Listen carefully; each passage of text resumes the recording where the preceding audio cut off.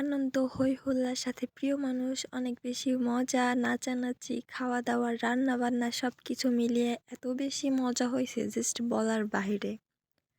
High, আসসালামু আলাইকুম। কেমন আছো সবাই? আমি আলহামদুলিল্লাহ অনেক, অনেক, অনেক বেশি ভালো আছি।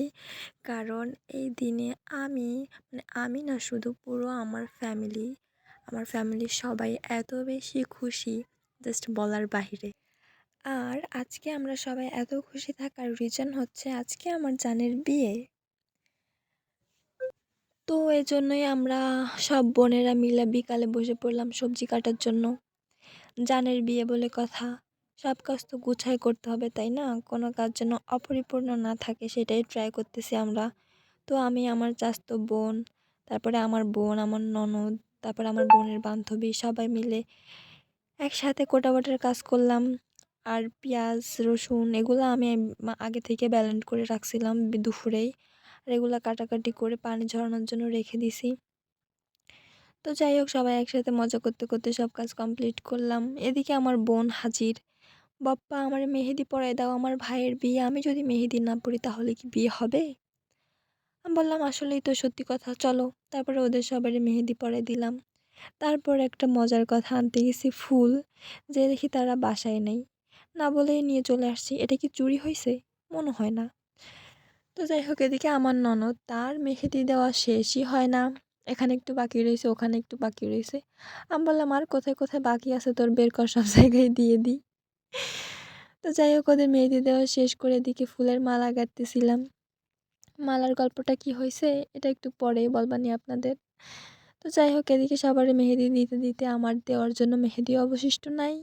আর টাইমও নাই, যেহেতু আমি হচ্ছে বড় বোন, আমার তো অনেক দায়িত্ব, কাজ করতে হবে। তো যাই হোক, কপালে নাই ঘি, ঠকঠকালে হবে কি। তারপরে বেল মাখাইছি সবাই মিলে, তো কাজ করতেছি। একটু মাখাজোখা খেলে মন ভালো থাকবে, তা আবার কেউ হাতে মাখাবে না। যাই হোক, খাওয়াই দিলাম সবাই। এরপর রান্নাঘরে এসে দেখি আম্মুর গোশ কাটা, ডিম সিদ্ধ করা, মানে অনেক কাজই কমপ্লিট। এরপরে আমি হচ্ছে ফল কাটতে চলে গেছি। মানে এগুলো তো সকালে টাইম পাবো না, এজন্য রাত্রেবেলা করে ফ্রিজে রেখে দিছি। তো পেঁপে কাটতে যাই, আরেক অবস্থা, পেঁপে দেখি পাকা অর্ধেক অর্ধেক। তো এটা এত বেশি মিষ্টি যে মানে পুরোটাই খেয়ে ফেলবো নাকি রাখবো, এটাই ভাবতেছিলাম সবাই মিলে। তো পাশে যতটুকু বের হয়েছে ওইটুকুই সবাই মিলে খাইছি, আর বাকিটুকু পরে খাবো ভাবছি। তো আঙুর ফল দিয়ে আর পেঁপে দিয়ে সবাই দেখি এরকম ডেকোরেশন করে, আমিও করলাম। সত্যি কথা বলতে আমি এইসব প্লেট আর সাজানো, মানে এইসব কাজ অত একটা ভালো পারি না। মানে সবাই করে ওগুলো দেখে দেখে যেটুকু যা পারছি আর কি। তো বাইরে এসে দেখি সবাই মিলে হচ্ছে এই ডেকোরেশনের কাজ করতেছে। এদিকে আমার বোন আর আমার ননদের নাচানাচি চলতেছে।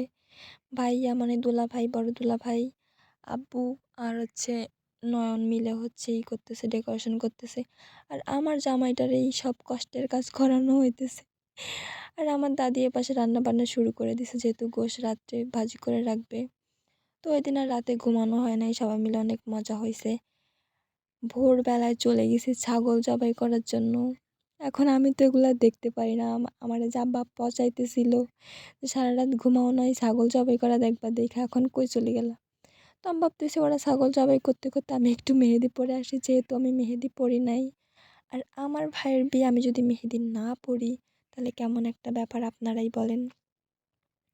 গোশ কাটার সময় একটা মজার কাহিনী হয়েছে, কি আমি বলতেছি। এদিকে আমার দুলাভাই আর কি, বড় ভাইয়া, উনি গোশ মানে পুরো মনে হয় কাটা কমপ্লিট, আর আমার জামাই মনে হয় 3-5 টুকরা গোশ কাটছে। কি বলবো, দুঃখের কথা। তো যাই হোক, যা পারছে তাও করছে আলহামদুলিল্লাহ। তো এদিকে ভোর হয়ে গেছে, ওরা হচ্ছে জানের খাটের কাজ করতেছে, খাট কমপ্লিট করবে, একটু বেলুন টেলুন লাগাবে নাকি। এবার এদিকে এসে দেখি আমার বড় চাচি আর কি, বম্মা বলি ওনারে, ওনার রান্না বান্না শুরু হয়ে গেছে। আমার বম্মার হাতের রান্না অনেক বেশি মজা, এজন্য হচ্ছে বম্মা রান্না করছে ওই দিন, সব কিছুই বম্মা রান্না করছে।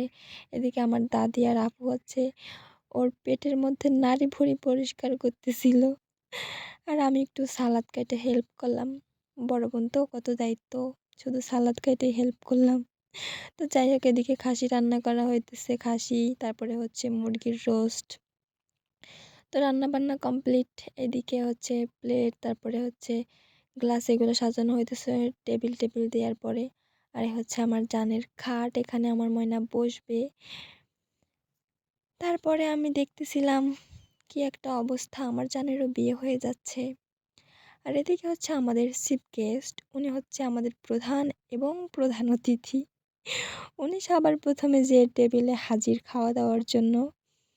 তো ওরা না থাকলে মনে হয় যেন কোনো অনুষ্ঠানই হইতেছে না। আর এদিকে আমার জামাই খেতে দেখছে একটু ভিডিও করতেছে, উনি ভাবসাব দেখানো শুরু করে দিছে। আর আমার জানের কি একটা অবস্থা দেখেন, বেচারা আমার একটু আদর করে পাপ্পা দিতে যেয়ে সারা মুখে হাতে মেহেদি লাগাই ফেলছে। এটা নিয়ে তো আমরা হাসাহাসি করতে করতে পুরাই শেষ। মানে এত বেশি মজা লাগছে ব্যাপারটা, ওর হাসি দেখে আমি তো হাসতে হাসতে শেষ। এদিকে দুপুর হয়ে গেছে, সবাই খানা দানা শুরু। আমার ময়নারই আগে দেওয়া হয়েছে, মানে আমি দিছি আমার জানলে সবার আগে খাওয়ার জন্য। এদিকে সবাই বসে গেছে খাওয়া দাওয়া করার জন্য।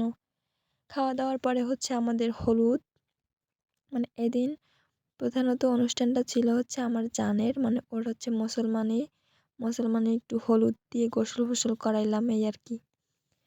আমার জানের হলুদ সন্ধ্যা ছিল আজকে। এ হচ্ছে আমার জান। আর এদিকে আমার বড় আম্মু আর কি বম্মা, উনি হচ্ছে দিতেছে, হলুদ লাগাই দিতেছে। আর ওই পাশে যে কিউটি বাসা, ওইটা হচ্ছে আমার চাচাতো বোনের মেয়ে, আমার আম্মা জান, ছোট আম্মা। মানে ও এত বেশি কিউট ভাই, কি বলবো, মারাত্মক লেভেলের কিউট। আর আমাকে বলে যে খালামণি তো রাইখা বলেন নানামণি, মানে কি একটা অবস্থা চিন্তা করেন, এত বেশি কিউট। ওর কথা আমার অনেক বেশি পছন্দ। দেখেন কেমনে বসে রয়েছে, কোনো নড়াচড়া নাই, কোনো দুষ্টুমি নাই, একদম চুপচাপ বসে আছে শাড়ি পরে। এদিকে সব অনুষ্ঠান শেষ, হলুদ টলুদ দেওয়া শেষ, আমরা এখন নাচানাচি শুরু করে দিছি।